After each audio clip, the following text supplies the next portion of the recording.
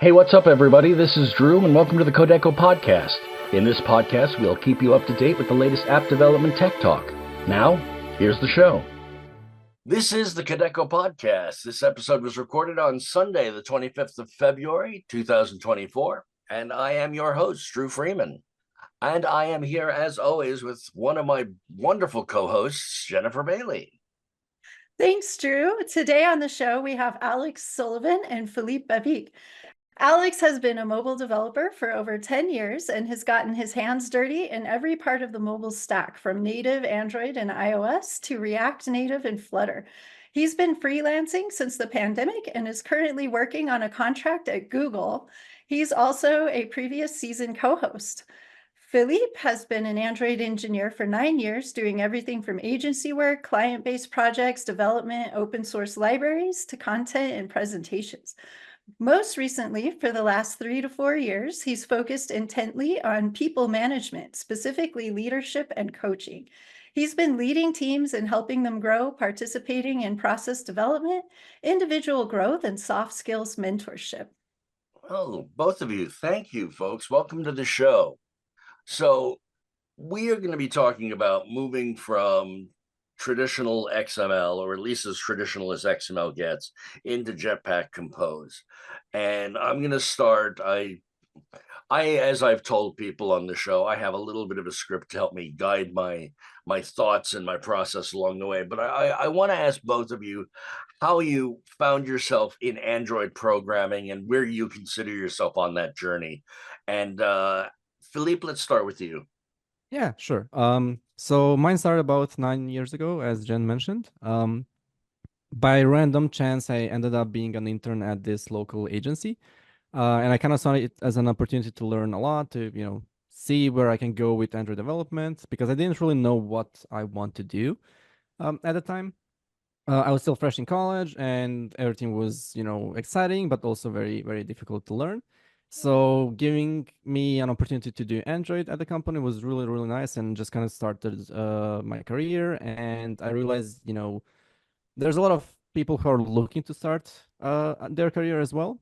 And I can do a lot with mentoring. I can do a lot with teaching. So I did a lot of presentations and things like that. And yeah, several years later, I'm still doing all of that. Alex, how about you? Sure, yeah. So it's interesting. It's kind of a similar start.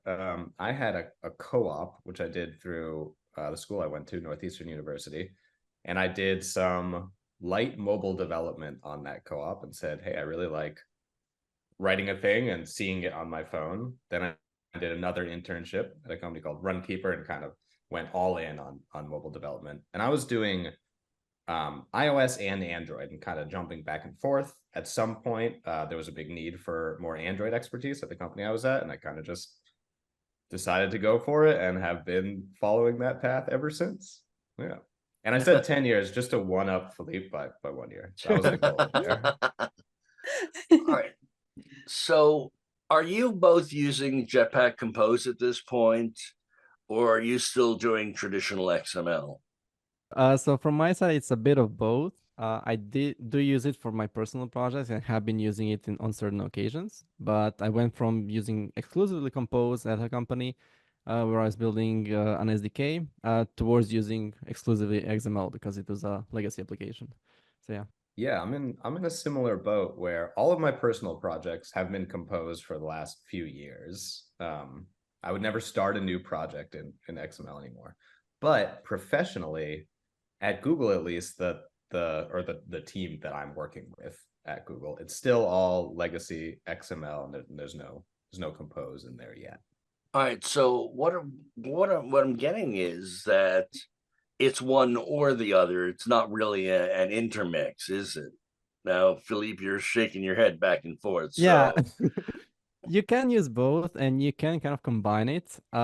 There are some things which are very exclusively not available in Compose. So for example, I've been recently doing some video previews and just general video stuff. Any kind of rendering of different tracks. All that is not really supported natively in Compose, so you have to wrap it, you have to wrap XML and the view system into Compose.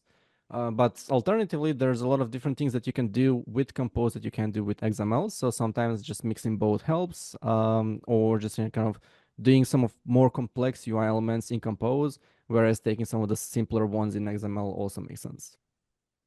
So if you want to use Compose and you have an XML project, is this something that you can transition gracefully in, or is it sort of more of a complete use it and dump? Sure, you can definitely migrate gracefully. I mean, there's nothing that stops you from saying, hey, this new screen is going to be in Compose. You can just create a new fragment, one of the building blocks within Android, and say this is going to be a Compose fragment, and then you're fine.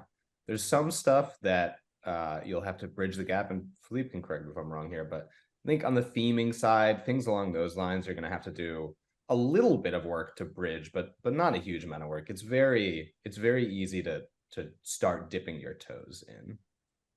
Yeah, on the theming side, XML has a very specific resource-based and also XML-based theming system. So, for example, if you're defining styles and themes that you apply to your usual components, you can't really directly apply those to Compose too, because Compose has its own wrapper around the UI theme, and it has its own properties that you can use, own types, which you need to then apply to all of your components. So that, for example, is not very simple to interrupt. You generally have to build both and slowly migrate. But as Alex mentioned, any new screen, you can choose what you want to pick, and you can even pick smaller parts of a screen to embed within the existing application. Okay, so yeah, I'm glad you added that at the end there, because I was getting the impression that each screen you had to make that decision that you wanted to go, this screen will be Jetpack Compose, therefore all the components on it will be Jetpack Compose. But you're saying that I could actually have a screen that's Jetpack and use a couple of XML components, or I'm assuming vice versa, I can have an XML screen and have a couple of Jetpack components. Yeah, basically you can do that, yes. If you have XML definitions, you can embed a Compose view within. And then in runtime, based on your UI state, based on the data that you have, you can apply different UI to that Compose container. And similarly, as you mentioned, if you have a lot of Jetpack Compose UI, if there's something you just cannot fill with Compose, you can, or you have an existing component, you can just add and embed an Android view within Compose. And it more or less works for the most part. And so you have to have a separate theme though. So if you're adding in Jetpack Compose components, you have to mirror the theme. Yeah, Compose has a material default. It kind of strongly emphasizes the material UI design system. So the components themselves have something predefined by default, which you can override. But it's also suggested that if you vary a lot from this, you can build your own theme, which is pretty cool. And then you can simply apply it to all of your components in the tree. So it's not something that comes out of the box, let's say, if you're building a custom theme, obviously. But once you do it, you can just apply it everywhere. So it's pretty simple. But then if you build that custom theme in Jetpack Compose and you go to your XML views, then you also need to mirror whatever you've done in the traditional XML structure, which is probably the most painful piece of interspersing. Yeah, I think you both have answered my next question, which is, if you have the preference, which would you choose? And you've both said that, well, all my personal projects, I start in Jetpack Compose. And so help me understand the difference between them and why Jetpack Compose is the choice of engineers now. There's a few different reasons why I always start new projects in Compose. One is it's new and cool, and that's always fun. It's definitely the future of UI development in Android, so any chance I have to practice it, I'll do. And then the reason why it's cool and the reason why it's the future is because it just embraces a much more modern way of creating UI. So like the web world went into React land and declarative UI, a decade plus ago. You've had Flutter doing declarative UI, this same sort of style of writing UI in code and having it automatically re-rendered depending on changes. React Native does the same thing. You have Swift UI doing it on the iOS side, and it's just clearly the the modern way to create UI now. It comes with a bunch of benefits. You spend a lot less time manually updating little bits of your UI or worrying about your UI not updating when it should. And that kind of just implicitly comes with the way that you create UI in Jetpack Compose. So it kind of solves a whole class of problems. It kind of introduces some other problems, but it's just a very modern way of doing things. They also, I think, one of the benefits that aren't spoken as much is, that's a benefit and a curse. It also represents a chance to redo kind of the standard UI from Google's standpoint. So they can say, hey, we made all of these mistakes, as anyone does with this classic UI system, and we're going to try to not make those same mistakes and go with a slightly more modern approach. The downside being that I'm sure other mistakes will crop up that they wouldn't have expected, but it's kind of a chance to start again. The UI toolkit we used before, which is Views, is 10 plus years old. So obviously, in the early days, there were very simple UIs. There were very simple pieces of functionality that an Android app could do, or any app in general. And at the time when it was built with very big limitations. So there were hardware limitations for one, there were software limitations as well. And they had to do a lot of optimizations that are under the hood, which then resulted in maybe poor code or something that's not really maintainable, something that's not really scalable, right? So now with Compose, as Alex mentioned, we got a clean slate. We can build something new. We can build something that's cool, but also works and functions and utilizes pretty much everything that we have in the current software and hardware. So that's a pretty big plus. Yeah, one thing that I think is interesting to look at is like, what is the current size of the text view class? I think it's tens of thousands of lines long, and it's a good example of like how much has just pushed into these components. And that's the old text view class in XML world. And what are the most exciting improvements? One thing that comes to mind is recycler view. Anything in terms of dynamic data, dynamic UI, it's just so simple to build now. And one thing that might be sometimes overlooked is that for some of these things in XML, you used to have 3, 4, maybe even more files. Or you had like one really big file that had everything in it, which, neither option is good in terms of readability, in terms of scalability. But in Compose, everything is Kotlin, for one. Everything is very simple in terms of the styling, in terms of the syntax. You can split all of this into multiple smaller files if you want to, or like just top-level functions, things like that, if you want to decouple the UI. And even with like the simplicity that it has, it's still able to build very complex components, like a dynamic list. It's only a few lines of code, essentially, and not 4 files that you have to build together, and also files in XML and files in Android code, which is either Kotlin or Java, and then kind of combining it together. So that's very, very cool. And on top of that, another thing that Alex mentioned, it's very easy to update that UI. So in Recycler Views, they had to do a lot of different things under the hood to make its performance, performance-wise very good, very optimized. With Compose, it comes with the system itself, the way that the recomposition is built. And you can do a lot of different things that in Recycler Views, you have to kind of build custom components like extra loading spinners, headers, footers. All of that comes within the component itself. So they solved a lot of big problems and made them super simple, so everyone can just kind of jump into development now. One thing that Filip touched on that I think is a huge win is like, back when we were making UI in XML and then, inflating it and using it in Java or Kotlin or whatever, there started to be this issue of, I kind of want to put some logic into the XML, and they created ways to do that, whether it's data binding or I'm blanking on the other, maybe that was just within data binding. But it always ends up in a world where you're trying to make XML something that it's not, or you're suffering the limitations of XML, and both end up being bad. I think it's one of the reasons why data binding didn't really take off. And so having it all in one place offers a lot of simplicity in both how you're building it, and then a lot of power in how you're customizing your UI, how you're choosing which UI to use, and things along those lines. I think is a big win. So for somebody new to a reactive framework, how do you explain to someone new that concept of state? I mean, we had state before as well, but instead of it being a function which is called render UI or something like that, where you just set all the properties on the UI programmatically, you just look at it in the way that if there is some state, then I call a specific function. I call a function that renders some UI.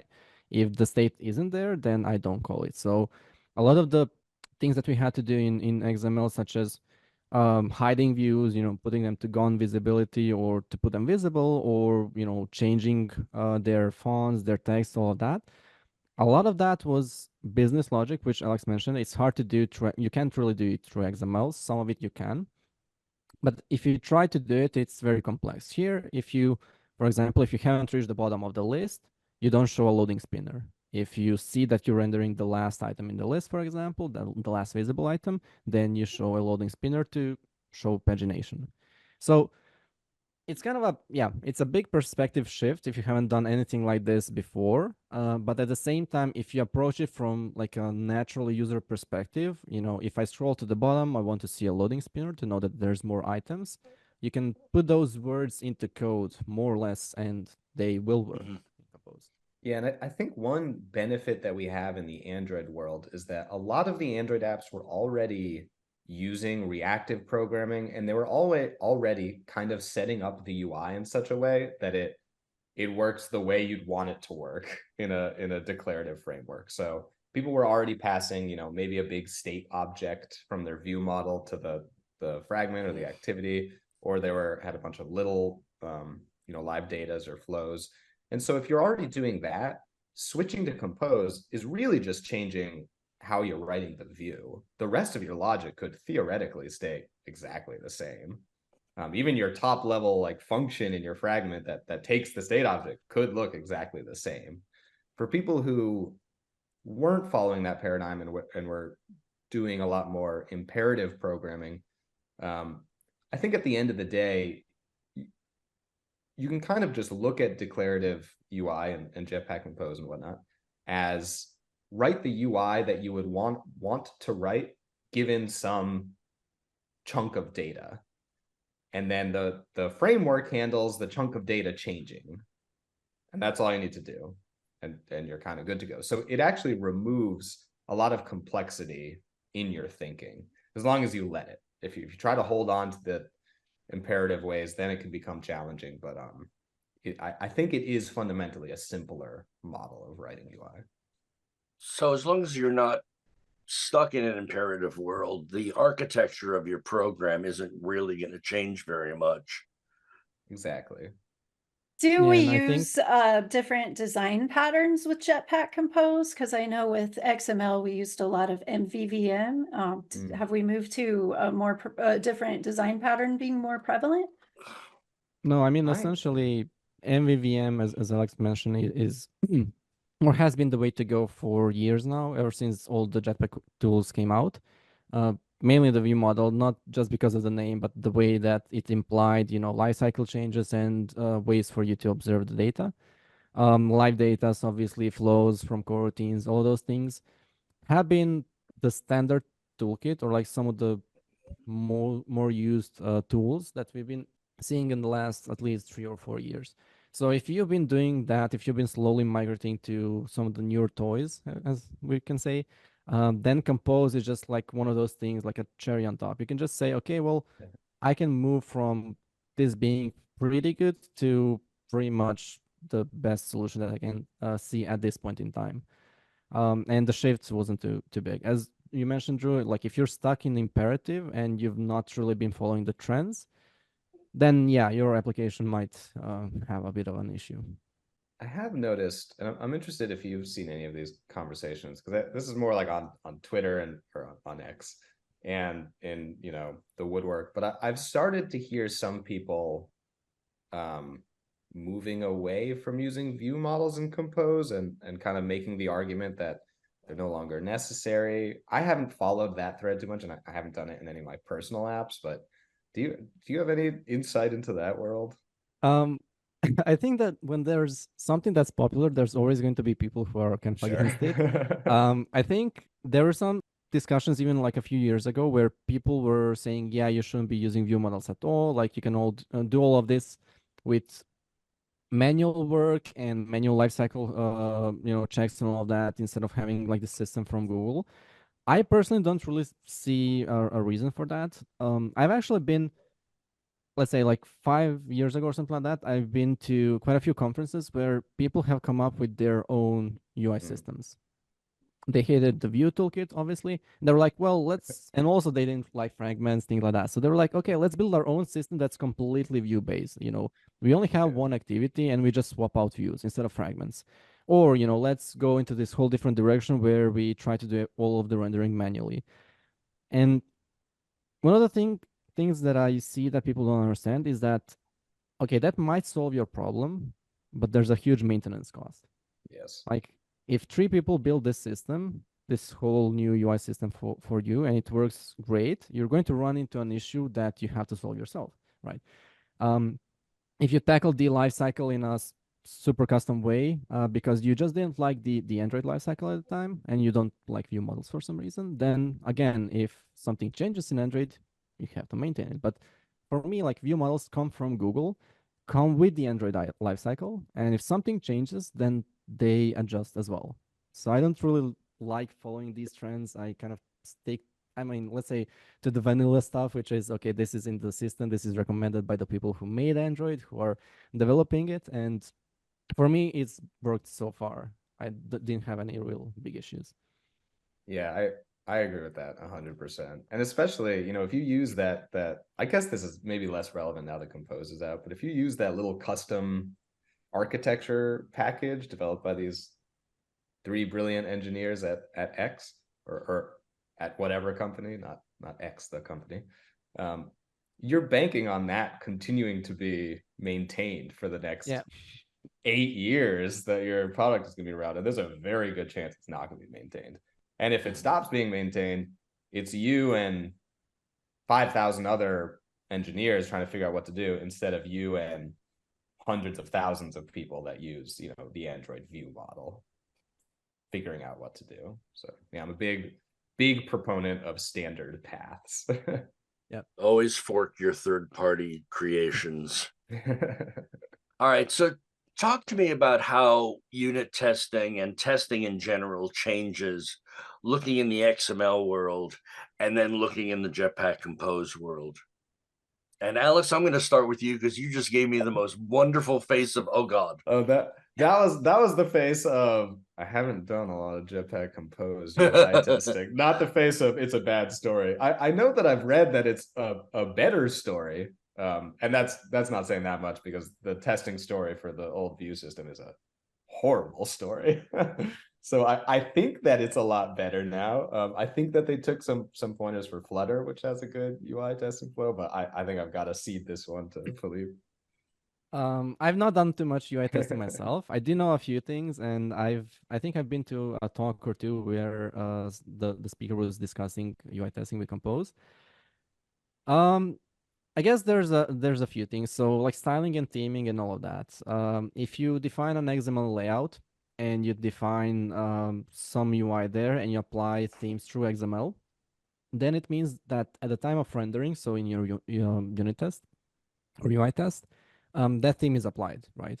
But for Compose, it's a bit different. So when you're writing the UI test, you can actually write a test component that applies a specific theme, and then you just test that test component, right? So like you can test the base building block that you're using, or your base building block can expect some theming, some styles, some sort of state even. But then in test, you can prepare the environment in a very specific state. I kind of do that through XML and different contexts, different activities, and all of that, or applications, but it's much harder. Another small thing which kind of helps is that you don't, for some parts, you don't even have to write UI tests for Compose because you can write preview objects or preview components, right? So if you're looking to see or test how your UI looks. If you have maybe different states or something like that, you can predefine components that render that test state. So as you're, building a new component, you can write a small composable. That's the test component. You can provide it with some test state, and you can see the result immediately in your preview. You don't even have to run a test, right? Just build a project. So there are some like things like that which are super simple. I think one of the things that's or was at least lagging from Compose UI testing like a year or two ago were tools because it was new. And XML obviously had like 10 years of existence and it had a bunch of tools. So some of those things were migrating and we obviously need like a bit more support, a bit more tooling. But for the most part, as you said, like I think it's a better story in general. All right, so we've got testing out of the way. Let's talk about accessibility. Because I'm just going to keep throwing these things out there and see who panics first. Can you share some specific examples of how Jetpack Compose either improves or makes accessibility more challenging to implement in an app? One nice, this is just like a tiny little thing, but I think it's a big accessibility win, is that there are constructors for certain composables that require accessibility tags. So like the image constructor requires a content description to be created. So previously, and that's just a massive shift from remembering to add the content description. In the old XML-based system, you'd get a little warning. And if you were good, you would heed that warning, but 95% of us weren't good all the time. And in Compose world, I think it's a much better story because it is required to create the thing. You'd have to make a choice to say, provide an empty string or something to really not do it. So I think that's a big win. There's also ones like it seems small, but at the same time, it's a huge win. It was a bit of a breaking change, and at the time, I was kind of annoyed by this. But what the team did at Google was they defined minimum sizes for any kind of actionable UI components. So, for example, there's a general accessibility guideline that all elements which are, let's say, clickable, interactable, anything that you can select, focus, maybe even type something in, so on and so forth, has to be at least like 36 or 48 points on Android in size. So on XML, you could just clearly ignore that, obviously. Like you can put in any size that you want. However, on Compose, you could do that up to a point, and then a team went and said, okay, well, all of the buttons, all of the UI components that you can interact with have a minimum of 48 dp in size. So you can kind of manipulate this a bit where you can maybe add some padding to the component so that the visual looks are smaller, but it's still equally clickable in terms of size. But you can't really say, okay, here's my small button, which is only 5 points in size. So if you don't really see it, you can't use it. Like a small X that dismisses a paywall or some sort of promotion that you're running, like an ad or something like that. Now you have to make those components visible, clickable enough. Otherwise, the system will kind of override you. So that's like a small win, and it's pretty nice. Some other things that they added, which helps with accessibility, are semantics.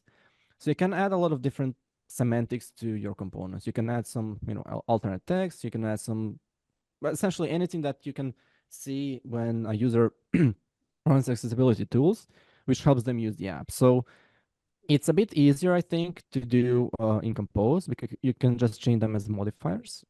Whereas in XML, that you had like different attributes, different components, different properties that you can add to a specific view. And you could remember one or two, but in Compose, what you can do is you can create like your custom modifier, which applies a bunch of semantics for a general component, like a button or like an input field.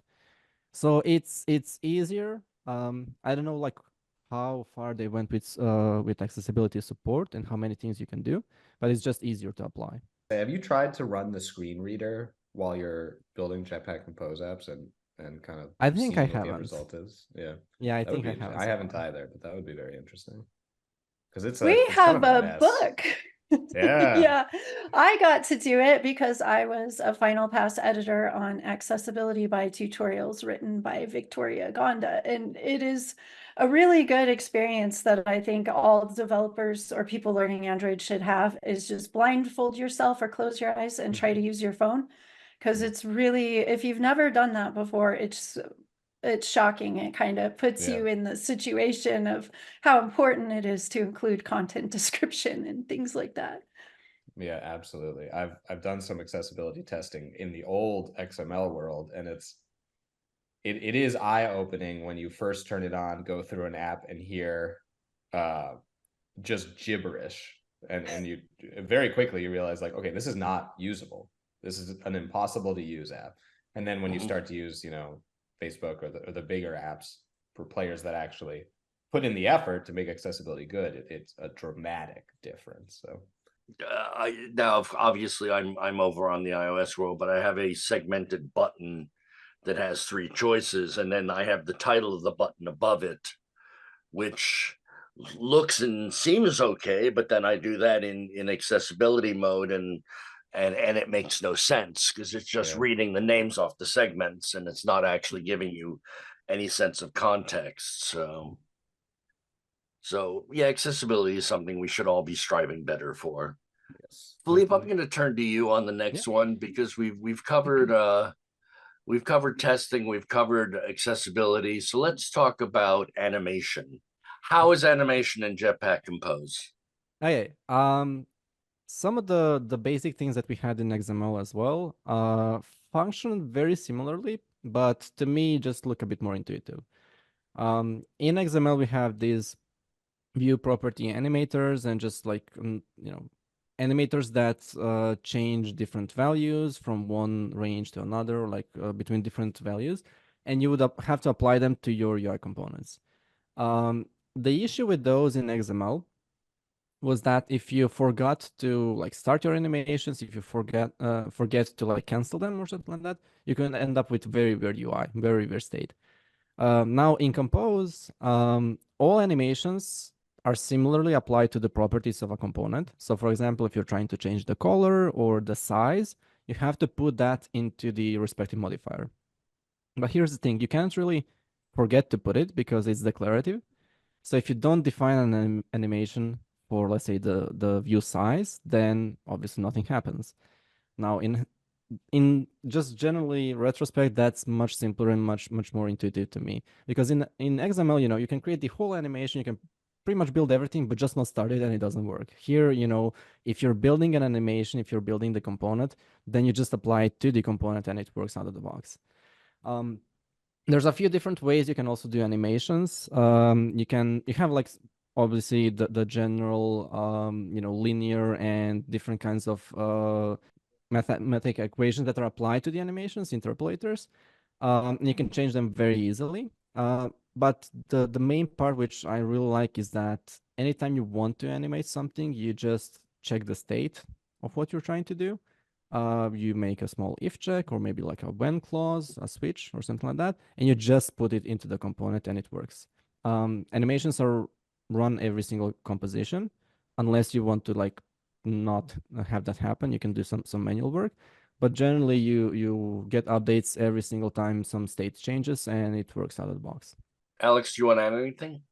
Sure, yeah. I also think that animations in Jetpack Compose are great. I think that the old animation system is so fragmented. There's so many different ways to do different things, and they don't talk to each other. The systems don't talk to each other very well, or they do a little bit, but it's not a super happy story. So I think Jetpack Compose has been a huge improvement.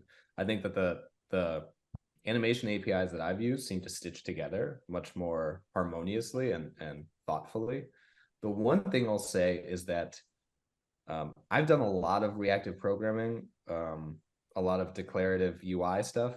For some reason, for the way my brain works, animations have been one of the few imperative sticking points I have in my head. I think that especially like firing off an animation, starting an animation, to me conceptually does make a little bit more sense in the imperative world, where you're usually saying, somebody click this button, and then you say, okay, great. view.animate whatever, or write this monstrosity of a transition animation, whatever it is. Whereas in Jetpack Compose world, since it's less imperative, you need to set things up before you're doing it, which for some reason with my brain, animations are just the one spot where each time I'm like, wait a minute, what would this look like? But I want to do this here. What do I do now? So that's been my one challenge, is kind of getting into declarative thinking for animations. Mhm.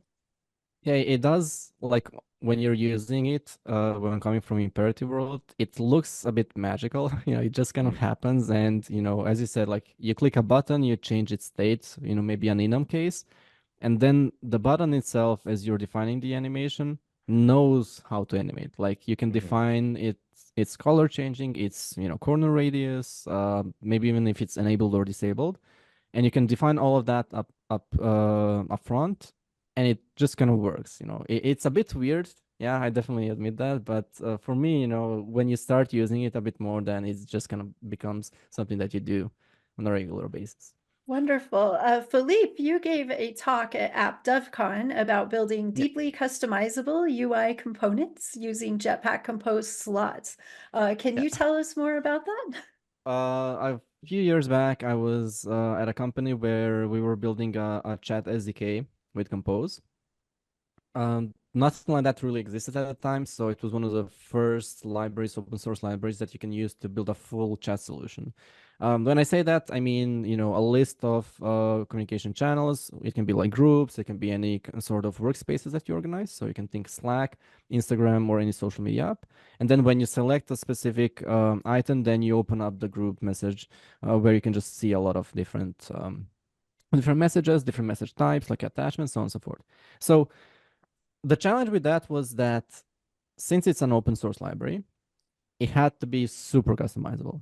Users had to be able to change absolutely everything, from where your timestamp is positioned to do you even want to have a timestamp, to the border, the corner radius of your message bubbles, if you even want message bubbles, so on and so forth. So if you look at like chat in general, for me, it's one of the most complex UI solutions, because pretty much anything can be customizable and different from one client to another.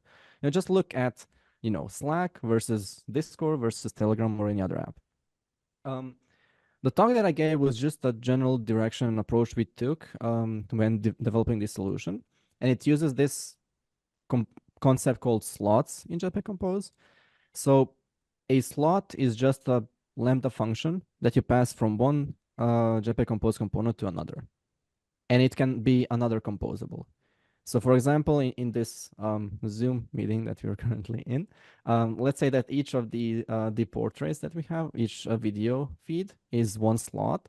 And you can, for example, exchange what my slot does. So you can maybe shrink my slot and add some chat to decide which is my transcription of what I'm saying, things like that. So essentially, this is a system that we developed, and the idea is that every single thing on the UI is a slot, and in that sense, you can say, okay, I want to change this one particular thing, or I want to completely remove some other components from the UI. So my talk was about that, and just like some general best approaches, especially for someone who's building something that's open source, something that's going to be used by other developers. Wonderful. I hope that was well received. I think so. Yeah, I had a lot of questions because people were also doing similar things, and Compose was at least new at the time. So a lot of people were running in the same issue, and some of the things that we did and some of the things that we learned at the time just helped others, build their own applications and make them much more reusable and customizable in the future. So there's been a lot of talk about AI recently, and AI this and AI that. Have either of you actually used AI in your Android development? I use AI sporadically in my development. So Google internally has some AI tools that are similar to external tools like Copilot and whatnot. And then personally, I pay for ChatGPT, and I actually the other day had a bug where we were updating some UI off the main thread, and it wasn't crashing. It was just weird. And it wasn't obvious that it was being updated off the UI thread. ChatGPT found that real quick. So definitely saved some time there. I have a brother who's also a software engineer, and he wrote a super cool little bash AI command that pipes through the ChatGPT API. And so you have a little CLI where you say AI space and then describe a bash command that you want to do. So AI space, list all the files by size, but skip the ones that end in .txt. And it'll spit out the nice little bash command that you can run and have that happen. And sometimes it even works. So it's very That is so cool. What a great idea. Yeah, it's awesome. It's super clever. I would plug it, but I'm not sure that he wants other people to use it. Then I just love the sometimes it works. Yes. Yeah. I mean, that's kind of the whole story with a lot of this AI. And yeah, so I've kind of been dipping my toes in. I haven't been using Copilot yet. I'm interested to hear others' feelings if they have been. I've also found that for my Android development, I feel like I get a little bit less utility out of AI, but when I switch over into stacks I'm not familiar with, I feel like I get a ton of utility out of it. So it'll be interesting to see how that evolves and what that story looks like in 2 months or 3 months. All this stuff is going so quickly. Filip, how about you? Quite similar to Alex, although I have been using Copilot for the most part. We don't have Android Studio Bot here in Croatia, I think. It's not accessible. So Copilot has been doing a lot for me. It depends on how you use it or and which kind of a project you use it. If it's a super big project, then you can get confused. And if you're shifting between multiple files, if it's a legacy code project, then it can sometimes spew out code which doesn't really make sense. If it's a fresh project, something that's new, then more or less out of the box, because there's a lot less files, there's a lot less code, so it knows what you're trying to do. Actually, quite recently, I've been doing some interviews and things like that, and during the interviews, as you have like limited slots to develop a specific thing, in a technical interview, I knew what I had to do, and as I was writing the code, Copilot just like picked up on it, and all of the code, which is usually boilerplate, like database transactions or functions from a repository or something like that, like you're trying to define interface definitions, all of that was just immediately done by Copilot, which, if you think about it, it saves you time in interviews, so you can actually spend it to build the logic that you want to show. So it's been pretty good. ChatGPT as well, I've been using it for some things. It depends on how messed up a problem it is. One thing that I have to note with Android, there are some systems which even ChatGPT can't really figure out. So like if you're using some old APIs which are not well documented and have changed throughout Android versions, then you're in for a really big mess. For example, like content providers and things like that. I was just about to say, I'd love to see how it does with content providers. Yeah, we were at my previous company, we were using it or I was trying to use it to optimize some content provider work with SMS and MMS features. And pretty much every single thing that they tried to suggest me to do didn't work, because that API is just heavily undocumented. And I guess that's just the state of how the Gen AI works. It picks up things from obviously the internet, like obviously the documentation that we have. And lo and behold, if the documentation is not there, then it also doesn't know what to do. So for like some very, very nicely defined things, it works amazingly well. But for some which are just super obscure, then it also doesn't know what to do. One thing I'll say is I'm sad that we didn't have this 5 years ago. Jen, you brought up recycler views, and that is like the primo spot where I want some AI to just vomit out the 25 different files I need to make for a given recycler view implementation. So figures that as we move into a much more concise and easy to write framework, we get the thing that can spit out all the boilerplate. That is, it would have been nice. Yeah, I find myself not using AI to create code, but I find it to help me understand concepts behind components or behind some kind of API structure. I love AI for rubber ducking. Yes. So it's almost like I don't use it a lot for code, but I do use it for ideas and, as Dru stated, theory and background information. It's been very good for, if I want to at a high level understand what does it take to host something on AWS? Like, what are the different pieces that are relevant to me? As me, who's somebody who's been, very deep in the mobile world and doesn't have a lot of experience there, it's been great at spitting that out. With the caveat that like 10% of it's wrong, and that it could end up taking just as much time to find out that 10% was wrong. But I think that's one of the reasons I don't use it for creative material is if I don't know the answer and it's giving me an answer that I can't necessarily decrypt, I don't know what's right and what's wrong. I think it's important to fact check every assumption you make based on AI. So if I see something in ChatGPT that I really like, I will go quickly fact check it before I run with it. Smart. That's one caveat with that bash script is I don't know how to read most bash, so you're kind of blindly executing. What happens if I do an RM minus FR? Exactly. Oh no! let me just up the permissions on this thing. For some reason, I'm getting yelled at. And sometimes it will give me code because I'll put some programming assignment problems in there and see how it does. And the code looks very clean and pretty, but when you put it in the editor, it doesn't work at all. Exactly. So it's very convincing. And it's like, well, Yes. in a nice world, a program could actually look like this, but in the real world, the syntax is terribly flawed. I had when ChatGPT first started hitting the rounds on all the socials a year ago or so, I used it and then panicked. I had an immediate moment of like, my career is over. Goodbye. And then I did that same thing. I think I asked it to build the product that I had been working on, for the past bit. And it just kept spitting out the code and it all looked good. I was terrified. And then I copy and pasted it in and I realized it made up a lot of methods on like Exoplayer all of a sudden has all of these extra methods that it doesn't really.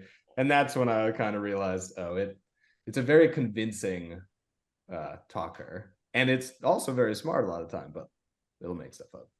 Devil's in the details. Devil's in the details. I was worried about students using it to do their homework for them, but it doesn't do that very well as programs get complicated. Well, let's drift our way back to Jetpack Compose. Now, both of you have said that, if you had a project to start, it would definitely be Jetpack Compose. If you're a new engineer, are you basically saying, don't bother with XML, or is XML still that thing you're gonna need? I think that this is a challenging point to get into right now because the reality is for 85 to 90% of companies, you're going to need XML knowledge. It's not it'll be years before XML's out the back door. But a lot of companies are now asking for Jetpack Compose experience too. So I think that you need to be dangerous in both. If a person brand new to Android was just getting started, I think that I would actually recommend that they learn the XML path and that they then pick up Jetpack Compose when they have some familiarity and some confidence. I give that answer with like 50% confidence. I think it's a murky picture at this point in time. Yeah, I think I'm pretty much there with you. I think I heard the same question essentially with Kotlin versus Java, like 7 years ago or something. People were asking, okay, Kotlin is a new thing. It's super awesome. Everyone likes it. Should I start learning that or Java? And then I said, well, you can learn Kotlin, but quite frankly, most companies don't use it at this point. So like learn your basics, I think, is what you should be doing. It might not even be like XML or Java at that point, but learn Android, like learn how it works, learn the platform itself, the caveats of the platform, like the lifecycle stuff, different ways to navigate around, different ways to handle process changes, so configuration, all of that. Those are much more important than which tool you use for UI or like even which language you use for development. Obviously, each new thing comes with its, pluses and minuses. Compose is something that can get you started very, very quickly, especially if you've been using Kotlin and don't really know much about XML. But at the same time, you're going to run into a legacy project. Someone is going to have to maintain it. It might be you, and just having that knowledge is great. I mean, I think I recently talked to some folks who are still using Java, and it's not really a Yeah. matter for them, are you using XML or Compose, because for Java you can't use Compose, and you just have to use XML. So if people are still using Java for Android in 2024, then there's going to be XML users for years to come, definitely. Absolutely.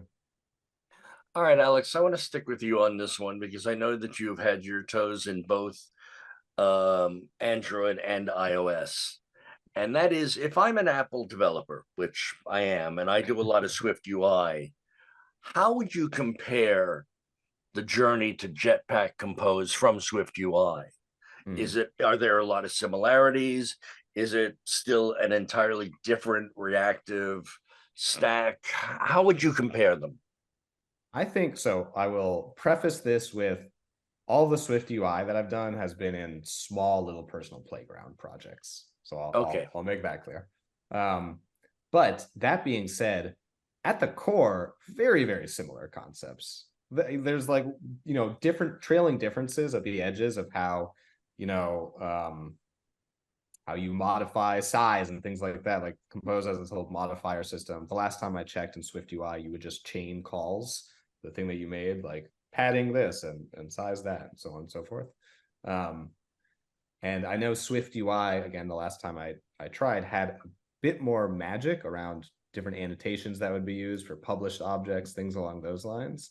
But at the core, the declarative UI is the same philosophy. It's the same philosophy in Swift UI and in Jetpack Compose and React and Flutter and so on and so forth. So I think if you're someone who's experienced in doing Swift UI development, the jump will not be big to go to Jetpack Compose. And I think it's a lot smaller than the jump was going from UI kit in the olden days to traditional Android views. So I think the gap has narrowed, and I think that's a really good thing. Teaching both platforms, I 100% agree. This year is the first year where they're so similar that it's much easier for people to learn both. So speaking of AI, our researcher uses AI sometimes to generate some questions. So I'm going to throw a couple of these computer GPT questions at you. Nice. Can you walk us through a workflow for converting some kind of complex XML into Jetpack Compose? What strategies do you find most effective for tackling this kind of process? So if you're taking XML code and you're moving it into Compose code, so you're trying to change it from traditional views to Compose, you're not like embedding one within the other. That's an interesting question. The first thing that pops to my mind is understanding all of the different caveats of whatever the view is. Like, what are the different attributes on it? Does it have minimum sizes? Does it have weird content aspect ratios? Things along those lines. Is it an image view? What's the aspect ratio checkup? How is it modified elsewhere? So this is, again, one of the challenges with XML is you have both the XML declaration and then you have however it's used in code. So are people changing its size? Are people animating it in some way? Does it have custom attribute declarations? We didn't really touch on that tragic world, which is way better in Compose now. But yeah, all of that stuff. I think you need to get kind of the full picture of what the view is that you're transitioning, and then you can understand how to create the Compose for it. And hopefully, in most cases, the Compose code should be shorter, more concise, and more centralized. Since you're not going to be modifying it from elsewhere, you're not doing a find view by ID somewhere to get it. It's going to happen where it's declared. It really does sound the same, but as transitioning from UI kit to Swift UI, absolutely. and then it's like understand what the view set is doing, figure out what's connected where, have that moment of don't tug on that, you never know what it does. Exactly. Yeah, and it's hard. It's hard to get that full picture from in the old landscape. And it's super easy to get that full picture in the Compose landscape. Yeah, I've often found myself just saying, I'm going to reconstruct that window from scratch. And once I've reconstructed the window from scratch, then I'll start seeing, well, what's not working the same way. It's And missing. sometimes I actually find myself saying, instead of just trying to replicate the old window, why don't I just try to make this thing a little more streamlined? Yeah. It's a good opportunity to do a refresh. Yeah, I would definitely agree with Alex and you, Drew, because if you're looking at a very simple UI, something that's static, something that doesn't really change, it renders data, you can very easily replicate it. But you need to be aware of all the edge cases, all the lifecycle changes of the component. If it disappears at a certain point in time, if it changes its color or something like that based on the state, and so on and so forth. One thing I would add on top of that, well, two smaller things, but they kind of end up with the same. So I would say start building small. In XML, we are used to this building way where you open a new layout file, and it represents the topmost element that you have, like the parent, obviously. And it makes sense. You start adding slowly more elements to it. You start embedding multiple layers and so on and so forth. And then you finally get the full picture. Now, in XML, you also have this limitation where some components allow you to position things in a different way. So you have to have multiple layers sometimes. You can maybe flatten them in other ways, but at the same time, you have to like hide views. You have to embed them sometimes and only show them at certain points in time and so on and so forth. With Compose, you have this, good thing of state manipulation, where if a certain piece of state doesn't exist, you just don't show the component, right? So you can actually start building the other way around. I would suggest, again, start building small. Start from the smallest components on your screen. Like if it's a small label, if it's a small button, start building those out, and then you can slowly form the big picture from it. It's essentially reversed from XML. This also allows you to do two things. Decouple components, obviously, because you can just have multiple smaller composable functions. And if you build them the correct way, you can actually reuse UI. So in XML, if you go down that route, you might build like a full UI screen, and then you realize, well, I need to build this like button as a custom view, which means creating multiple files, connecting them together, and then embedding that custom view. But with Compose, if you build it as a smaller component, then it exists, and you just need to make it public or like more accessible, and you can use it in multiple different places. So yeah, analyze what your UI does, and then start building from smaller components towards the bigger ones, because then you can easily form the picture as you need it. I'm gonna have to drag both of you back in about 4 episodes. We're gonna do this again with going from UI kit to Swift UI, and I have a feeling we're gonna have this exact same conversation. We could just come on and confidently speak about stuff that we don't know about. No one knows. We'll do all ChatGPT answers, so it'll be very confident. I'm the Apple guy here, so I'm just sitting here floating as best I can. So, all right, let me ask you this. Jetpack Compose is just one part of Jetpack. I mean, there's Jetpack this, there's Jetpack Meringue Pie. How well does Jetpack Compose integrate with the other Jetpack libraries and the Android SDK features? Are there any compatibility issues that the developers need to be aware of? For the most part, for me, it works really well out of the box. So I think Compose was built with other tools in mind, not so much as its own standalone thing. So you can easily build or like fetch view models in Compose, connect them to lifecycle, observe their state. If you're using live data, you can easily observe that state in a reactive way. If you're using coroutines and view models and all of that, you can also connect those very, very nicely. There are some like weird cases sometimes where if you try to update the states and you're using coroutines, multi-threading, then the UI will just kind of break. So there's this like one specific example of input fields. You have to place separate state for input fields specifically, because if you update them through coroutines, then the cursor, the letters that you're writing will just not update correctly. So like there are these small things, but out of the box, you can have pretty much everything from Jetpack, all the modern Android tools, like even the database, even retrofit and coroutines and all of that, which is kind of the standard stack, and it just works together. Yeah, I think it also, I mean, Jetpack has become so huge. It's such a massive list of different libraries at this point that it really comes down to like the individual Jetpack libraries for do they have Compose integrations?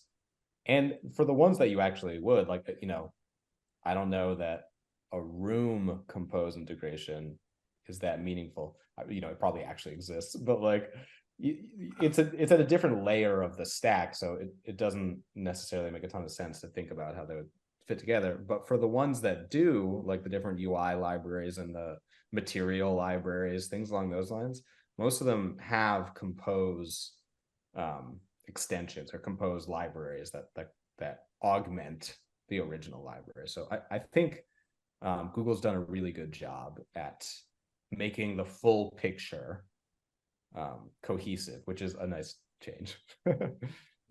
Yeah, as you said, like a nice change, because traditionally we didn't. So Apple was a bit more, let's say, pushy or more structured in that sense. They said, okay, here are the tools that we want you to use. Here are the tools that we think are the best to approach a certain problem. With Android, we had a different situation where there were just so many different tools, and it was kind of a use whatever you want. But this created this situation where, well, everyone used what they wanted. So a lot of the applications were working differently, were built differently, and there were no real standards. But with Jetpack, it's kind of a different story. Google is finally saying, here are some of the tools that we suggest for certain scenarios. If you're missing a specific use case or support for something, then generally they build a new Jetpack tool, because if it's like a more common use case that is not being covered, then they find time in their schedule to build a tool for specifically that, which is pretty good. Yeah, Jetpack Bluetooth is coming up, I think, right? I'm Yeah. so excited. I was going to ask, how does Jetpack Compose work with different screen sizes, from like the Wear to the foldables? I now have some 16-inch tablets. Does it do well to help with the diverse ecosystem of devices in the Android sphere? I've not done much development with multiple screens or like different screen sizes and foldables and things like that. But from one thing that I saw at the conference is there's out-of-the-box support for that. So since Compose is based on state, you can use the Android system to detect the state of the screen and also the type of the screen. So out of the box, it works. You can check if the screen is in a foldable state, if it's fully expanded, and you can change your UI and you can call different components based on that. So the integration that I saw at least at that presentation was pretty straightforward. Yeah, and a lot of the updated, I'm thinking about like navigation, composables and containers have built-in accordances for different screen sizes. So like maybe you show a nav rail here versus a bottom tab, things along those lines. I am interested in what the Wear story is. Can you use Jetpack Compose and Wear? No, No. you can't. Yes. Oh, okay. We have a tutorial on the site for how to, and I edited it. So the Awesome. tutorial works great. It's very fun. It's much makes me so simpler because happy. I used Wear with the older framework. Yes. So I found Compose to be a lot better with Wear. Yeah. I'd say for my own development, I haven't thought a lot about screen size, and it's worked on all the different screen sizes I've tried it on, which kind of makes the story good. But I think that story was pretty good in XML too. I think that's been a strength of Android, is how it adapts to different screen sizes. Okay, I'm going to begin to wrap things up on Jetpack Compose with my favorite question. You both use Jetpack Compose. You both seem to prefer Jetpack Compose. What's missing? What would you like to see fixed, added to? If there's somebody from Google who is not you listening to the show who actually works, if there's somebody who works on Jetpack Compose listening in, what would you like them to hear? I think from my side, I've seen some performance issues here and there, and I think it's been a challenge as we migrate to this new world of rethinking performance optimization. It tends to be, how do I avoid recompositions? What keys should I use? Things along those lines. There's complexity around lambdas and how they impact recomposition. So at least more guidance on that front. Obviously, it'd be great if I didn't have to do anything and everything worked perfectly always. That's never really been the case, but more guidance there would be nice. I also, this may be a spicy take, so I'm open to pushback. I'm a little concerned about the amount of side effect APIs that exist in Compose. There's like launched effect, derived state of, side effect. There's a lot. There's more complexity than there was, when it first started out, which makes sense. Things, new needs are discovered. I would love to see that clamped. I'm concerned about the growing surface of some of these API pieces.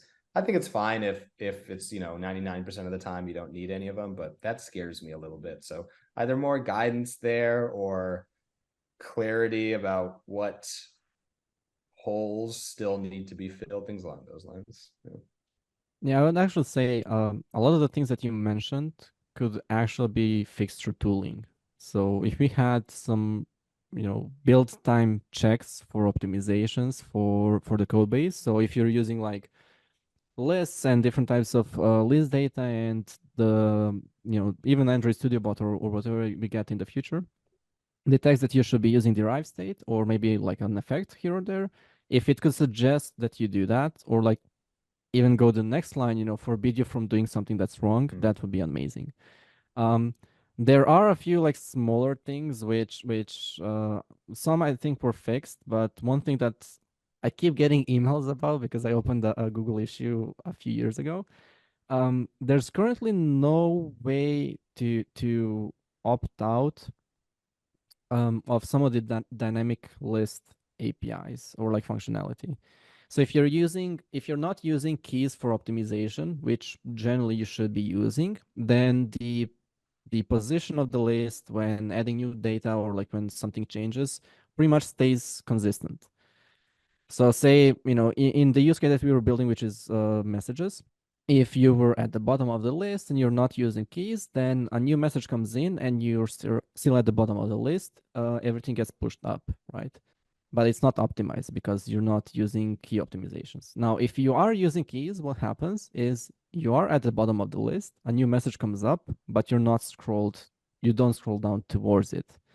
So there's like these very small things which could easily be fixed by like a Boolean flag or maybe like an enum case of what kind of behavior you want. And currently you can't opt out of this behavior. You have to do things manually, but then if you're doing things manually around optimizations, obviously then if you're not really familiar with the system, you're going to run into issues. So those are like some of the things that I feel like we should be given more options.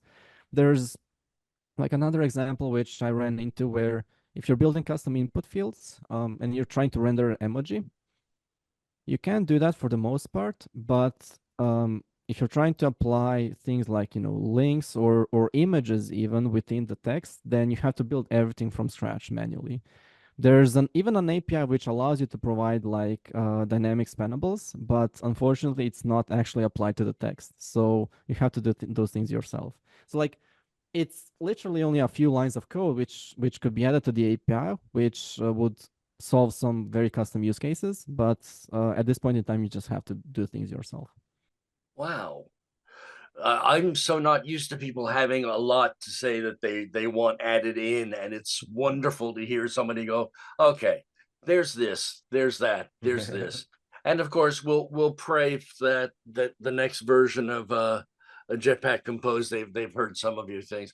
I'm assuming that there's an easy way to file feedback to the creators saying, no, look, these are distinct problems.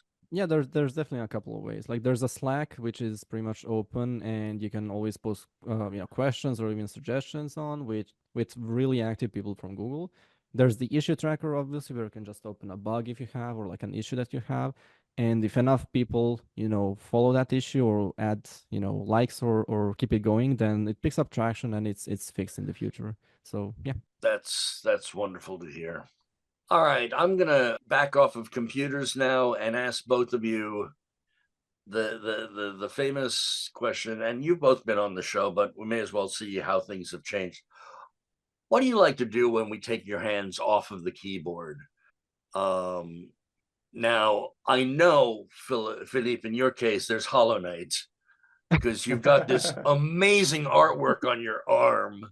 I don't think it classifies as taking your hands off the That's keyboard. true. You're still playing video games. What do you do for it fun? on Switch? Yeah, sorry. You can use it. Yeah, you can do it on Switch or something else. I used to do climbing, which is pretty popular in the US, especially in Colorado, like Boulder area. Jen might be familiar with that.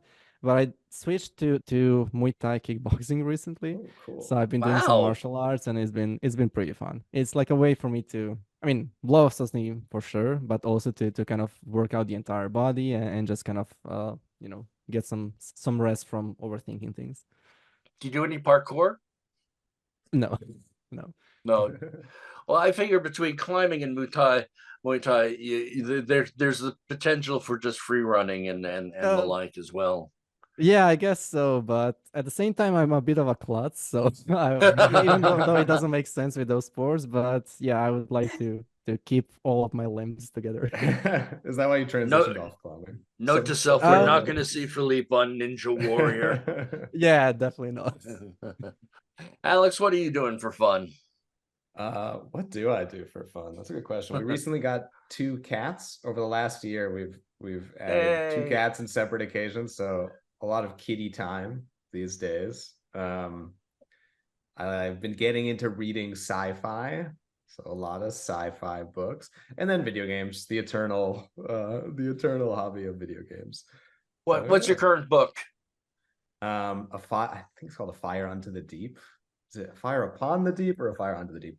Either way, it's a great book, strong recommendation. It's got lots of high sci-fi, but it's also got very grounded, good storytelling and character development and all the stuff you want. That's sometimes missing from like high fantasy or high sci-fi, where it's like, okay, I know about the ethereal planes of the Illyrium realm, but what about John over here?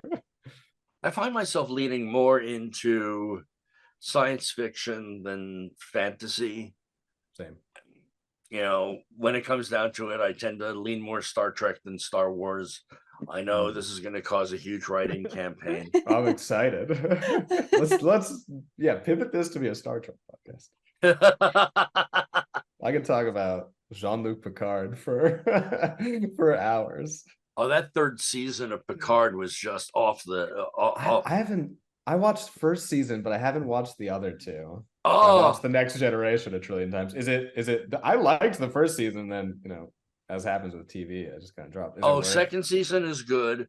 3rd season is off the is off the radar. It is just beyond measure. It's a love letter to the fans. Oh, fantastic! I wasn't sure if you were going with like good or bad off the chart, but it sounds like just fantastic. It swept the Saturn Awards. Oh, really?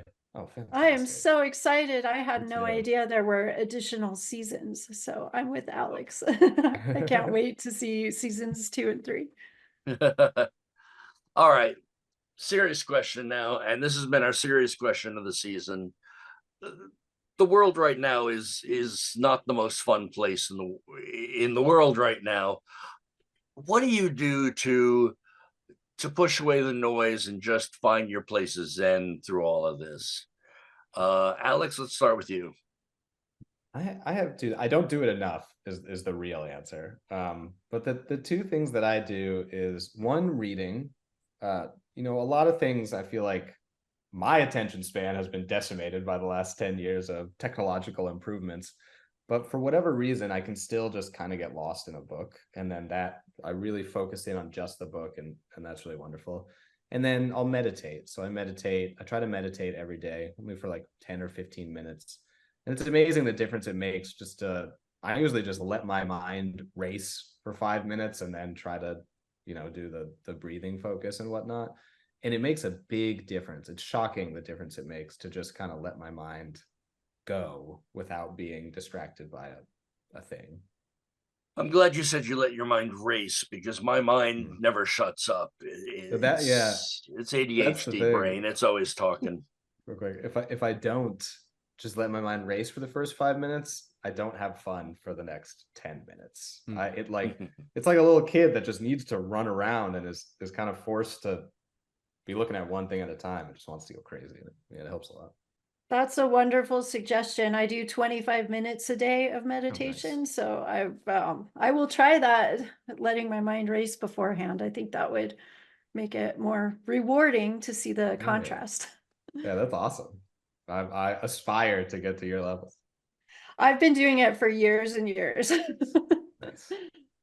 Filip, how about you? What is your escape? So I don't really meditate. I try doing it, but as you mentioned, like my mind just goes to so many places. I keep thinking about things that just can't kind of shut up. One thing that has helped me a lot, and this is not very easy to do, I stay away from social media. Like I have LinkedIn and that's it.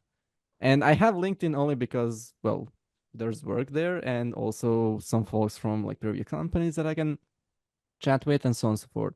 I have like a general group of friends that I game with, and we meet up in person and all that we have our Discord server to discuss things and just kind of chat. But I don't have, Twitter, I don't have Facebook, none of that. Like absolutely no social media except for LinkedIn. So that helps me not worry about things too much, I guess. It can be a good and a bad thing, but at the same time, I'm not going through that. I'm scrolling through, maybe Twitter or Facebook or Instagram or some other thing for hours. And my time goes by, or, I'm worrying about things. So I keep overthinking and I keep, again, going through the echo chamber of my own thoughts through social media. So that's something that helps me. This is going to be a problem when I ask you what your Twitter is, because you don't use it. Yeah, I don't have one. Yeah, I used to have one, and I mean, it was fairly big because I was doing a lot of conferences and all of that. But I just kind of felt that it wasn't the place for me. So I just have LinkedIn right now. So if you want to reach out to me, you can do it through that. Well, we'll get that in our show notes. Yeah. Folks, I cannot thank you enough for this. As I've said, I'm an Apple guy, so I feel like a mental moron on this. And I was able to keep track of everything today. It really helped. And Jen, thank you so much for being my technical backup and my ace in the hole, who has done more editing on more of our books and lessons than I can possibly count. But Filip, Alex, thank you so much for being on the show today. Yeah, thank you so much for having us. Yeah, thank you. It's been a lot of fun. Yep. We've got so many shows coming up in the pipeline in the next few weeks. We're going to be doing some stuff on what it's like to be a freelance versus somebody in corporate. We are going to take this same path of finding out the transition between UI Kit and Swift UI. We're going to talk about some of the favorite apps that mobile developers have. So we've got a lot coming up in the pipeline. We hope you'll stay with us over these next few episodes. We always appreciate your listenership. And of course, we appreciate it when you leave a positive feedback in your podcast app of choice. But until our next episode, thank you very much. I have been and continue being Dru Freeman. Have a great evening, afternoon, morning, or whatever it is that you listen to your podcast. Thanks so much, everyone.